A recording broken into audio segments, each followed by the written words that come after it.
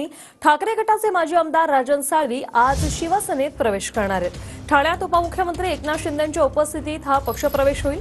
पक्षप्रवेशापूर्वी शिंदेंच्या निवासानी सामंत बंधू साळवींची एकत्र बैठक होणार आहे। सामंत बंधूंकडून राजन साळवींच्या पक्षप्रवेशाचं स्वागत करण्यात आलंय। आम्ही सर्वांनी सांघिक निर्णय घेतलाय असं उदय सामंत यांनी म्हटलंय।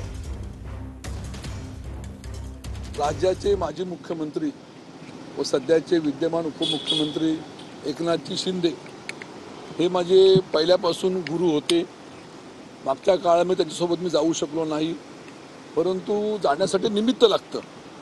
ते निमित्त लागलं आणि मी आज या ठिकाणी आलो। शिंदे साहेबांचा या ठिकाणी आशीर्वाद घेतला। मी फक्त शिंदे साहेबांना भेटायला आलो होतो, त्यांचे आशीर्वाद घेतलेले आहेत। सामंत बंधू माझ्या समोर होते। चर्चा एकदम सकारात्मक झालेली आहे। राजन साळवीला कुठं मान सन्मान द्यायचा, कसं द्यायचं हे सर्व जबाबदारी शिंदे साहेबांनी घेतलेली आहे। अजिबात काळजी करू नका।